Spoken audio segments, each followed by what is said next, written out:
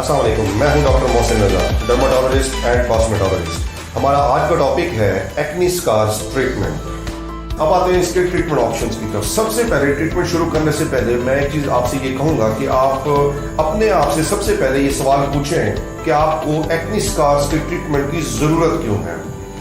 उसकी वजह यह है कि आपने वो रियलिस्टिक अप्रोच अपनानी है एक्ने स्कार्स के ट्रीटमेंट की तरफ, क्योंकि एक्ने स्कार्स एक ऐसी चीज़ है कि जो कि बहुत मुश्किल से ट्रीट होते हैं और बहुत सारे लोग इससे मुतमईन हो पाते हैं, क्योंकि आप लोग जब डॉक्टर के पास जाएंगे उससे आप ट्रीटमेंट लेंगे।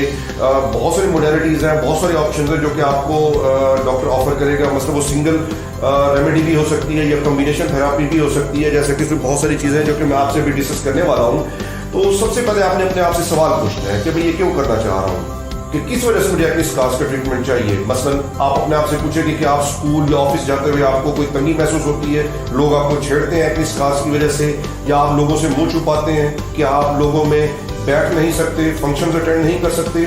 अगर इस तरह की कोई साइकोलॉजिकल इश्यूज अगर आपके अंदर पैदा हो रहे हैं तो आप डेफिनेटली आप डॉक्टर के पास जाएं और एक्ने स्कार्स का ट्रीटमेंट लें। लेकिन एक बात जरूर याद रखें कि आपको इस एक्ने स्कार्स के ट्रीटमेंट के लिए बार बार डॉक्टर के पास जाना पड़ेगा, मुख्तलिफ ऑप्शंस आपको इस्तेमाल करना पड़ेंगी। लेकिन बाज़ लोगों की ट्रीटमेंट ऑप्शन जब आप अवेल कर लेंगे तो आपको बहुत अच्छा रिजल्ट बाज़ वक़्त नहीं मिलता, लेकिन बाज़ लोगों में बहुत अच्छे रिजल्ट्स आते हैं। तो इसलिए आपको इसके बारे में ये चीज़ इरिटेटिंग हो सकती है, तो ये चीज़ अपने ज़हन में ज़रूर रखें, क्योंकि इसके आउटकम मुख्तलिफ हो सकते हैं, क्योंकि हर इंसान की नेचर, हर इंसान का DNA, हर इंसान की स्किन दूसरे से डिफरेंट है। तो इसलिए हर इंसान के एक्ने स्कार्स का ट्रीटमेंट मुख्तलिफ होगा।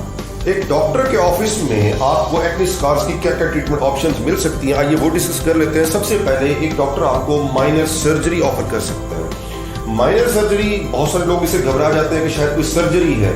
ये माइनर सर्जरी है जो कि एक डॉक्टर अपने ऑफिस में बैठ के परफॉर्म कर सकते हैं। माइनर सर्जरी होती क्या है कि सबसे पहले हम डिस्कस करते हैं डिप्रेस्ड स्कार्स के, जो कि गड्ढे बन जाते हैं, उनको डिस्कस करते हैं। ये डिप्रेस्ड स्कार्स हैं, इसके ऊपर माइनर सर्जरी होती है, उसको लिफ्ट करके स्कार को स्किन के साथ जोड़ दिया जाता है और उसके बाद उसको छोड़ दिया जाता है और वो खुद ब खुद ग्रो करके स्कार स्किन जो है बिल्कुल नॉर्मल स्किन के साथ मिल जाती है और वो स्कार जो है वो ठीक हो जाता है। तो ये सबसे पहला ऑप्शन तो माइनर सर्जरी भी हो सकती है। इसके अलावा दूसरे नंबर पे स्किन रीसर्फेसिंग। जी हाँ, स्किन रीसर्फेसिंग आप करवा सकते हैं एक्ने स्कार्स के लिए, लेकिन इसके अंदर बहुत सारी ऑप्शंस हैं। बेसिकली इसका मैकेनिज्म ऑफ एक्शन क्या है, स्किन रीसर्फेसिंग होती क्या है। स्किन रीसर्फेसिंग बेसिकली ये है कि कोई भी प्रोसीजर जब अडॉप्ट किया जाता है आपके एक्ने स्कार्स के लिए, तो स्किन के ऊपर एक डेड लेयर होती है जो कि स्किन के ऊपर हर वक्त रहती है। उस डेड लेयर को रीसर्फेसिंग करके उतार दी जाती है, जिसकी वजह से नीचे से एक नई स्किन आती है जो कि ग्रो करती है, वो कि स्कार्स को भरने का बायस बनती है। तो स्किन रीसर्फेसिंग में हमारे पास कौन कौन से ऑप्शन मौजूद है, उसमें सबसे पहले केमिकल पील्स। इसके ऊपर मैं अलग से एक और वीडियो में आपके साथ शेयर करूंगा जिसके अंदर आप केमिकल पील्स के बारे में डिटेल इंफॉर्मेशन आपको मैं दूंगा। लेकिन इस वक्त जरूर याद रखें कि स्किन रीसर्फेसिंग में केमिकल पील्स इस्तेमाल होते हैं और इसमें बहुत सारे केमिकल पील्स हैं। सिंगल केमिकल पील्स भी होते हैं, कॉम्बिनेशन में भी इस्तेमाल होते हैं। इसके अलावा लेजर्स, इसके बारे में भी मैं आपको बताऊंगा कि लेजर्स कौन कौन सी इस्तेमाल होती हैं, लेजर्स भी इस्तेमाल होती हैं। इसके अलावा माइक्रोडर्म एब्रेजन मशीन, जी हाँ, माइक्रोडर्म एब्रेजन मशीन, ये सारी तीनों चीजें जो मैंने आपको बताई हैं ये स्किन के ऊपर से डेड लेयर को उतार देती हैं, जिस वजह से नीचे नई स्किन ग्रो होती है। इसके अलावा स्किन रिसर्फेसिंग में फिलर्स भी इस्तेमाल हो रहे हैं, जो कि बहुत अच्छी ऑप्शन है, हमारे पास मौजूद है। बहुत सारे डॉक्टर्स जो है इसके लिए फिलर्स का इस्तेमाल करें। फिलर्स बेसिकली दो किस्म के होते हैं, परमानेंट और नॉन परमानेंट। जो परमानेंट फिलर्स होते हैं वो स्किन के अंदर इंजेक्ट किए जाते हैं। स्किन के अंदर इंजेक्शन के जरिए जब इंजेक्ट कर देते हैं तो वो जो डिप्रेस्ड स्कार है वो भर जाते हैं। वो कि ये जो परमानेंट स्कार्स फिलर्स होते हैं वो स्कार्स को कई सालों तक भरा भरा रखते हैं, स्कार्स का पता नहीं चलता। जो नॉन परमानेंट होते हैं वो कुछ महीनों तक उसकी वैलिडिटी रहती है।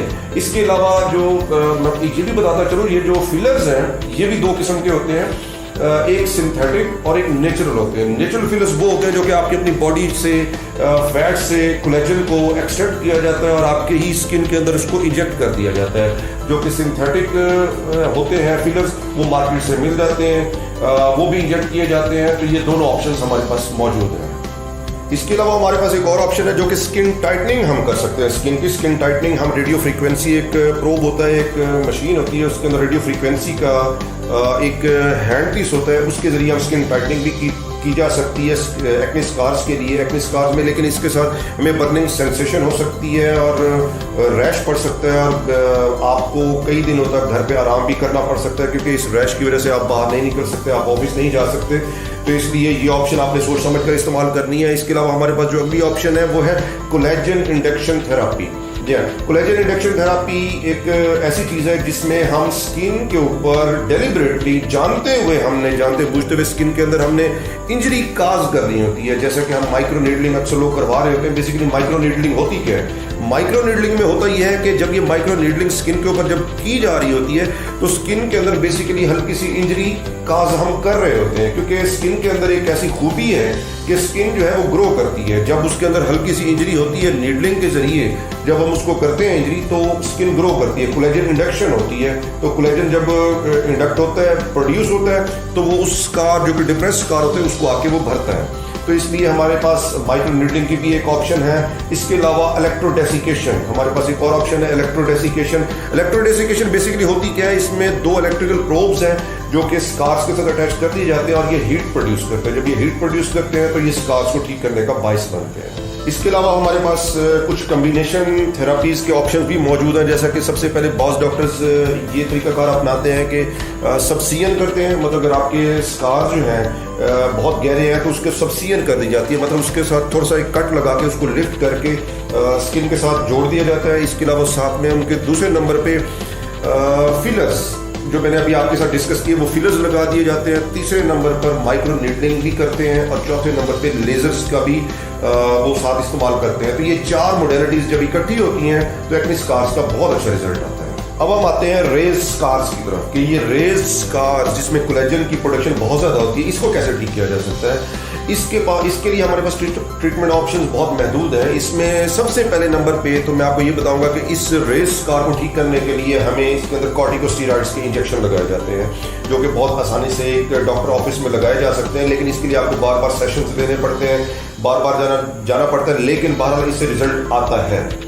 इसके बाद हमारे पास कुछ कीमोथेरापी ड्रग्स हैं जो कि इंजेक्ट की जाती हैं, जैसे कि 5-फ्लोरोयूरेसिल है या इंटरफ्रोन्स वगैरह है, वो भी रेज स्कार्स के अंदर इंजेक्ट किए जाते हैं, जिसके बाद बहुत अच्छा रिजल्ट हमें मिलता है। लेकिन इसके अलावा हमारे पास रेडिएशन थेरापी भी है, प्लस सर्जरी भी की जाती है। मतलब सर्जरी के साथ रेडिएशन को कॉम्बिनेशन में इस्तेमाल किया जाता है, लेकिन कुछ लोग surgery plus radiation plus corticosteroid का इंजेक्शन भी इसमें ऐड कर लेते हैं, तो जिसकी वजह से रेज स्कार्स का बहुत अच्छा रिजल्ट आता है। लेकिन कुछ लोग लेजर्स का भी इस्तेमाल करते हैं। लेजर्स कौन कौन सी इसमें इस्तेमाल हो सकती हैं? लेजर्स में जो है पल्स डाई लेजर जो कि PDL कहलाती है, वो बहुत अच्छी है इसमें। इसके अलावा PDL के अलावा IPL जो कि अक्सर डॉक्टर्स के पास अवेलेबल भी होती है। IPL जो है, लेकिन ये जो फेयर कलर लोग हैं जो कि जिनकी स्किन बहुत अच्छी है, फेयर कलर है, उनके लिए ज़्यादा बेहतर है। इसके अलावा क्रायोसर्जरी। क्रायोसर्जरी क्या है? क्रायोसर्जरी बेसिकली जो स्कार्स है, जो कि रेज स्कार है, इसको फ्रीज कर दिया जाता है। जब वो फ्रीज होता है तो वो डाई हो जाता है, मर जाते हैं उसके टिश्यू। तो ये क्रायोसर्जरी जो है फ्रीजिंग के जरिए उस टिश्यू को डाई करके खत्म कर दिया जाता है। और आखिर में हमारे पास एक ऑप्शन है, वो है सिलिकॉन ड्रेसिंग। इसके बारे में अभी रिसर्च होना बाकी है कि इसका क्या मैकेनिज्म ऑफ एक्शन है, लेकिन बहरहाल कुछ लोग ये कहते हैं कि हमें सिलिकॉन ड्रेसिंग से बहुत अच्छे रिजल्ट्स मिलेंगे। आखिर में मेरा आपको मशवरा ये है कि आप ये सारे प्रोसीजर्स जब भी करवाएं किसी अच्छे और मुस्तनद डॉक्टर से करवाएं, वरना अगर आप किसी ऐसे डॉक्टर के पास गए जो कि इसके बारे में ज़्यादा नो हॉल नहीं रखता, फिर आपको फायदे की बजाय नुकसान भी हो सकता है।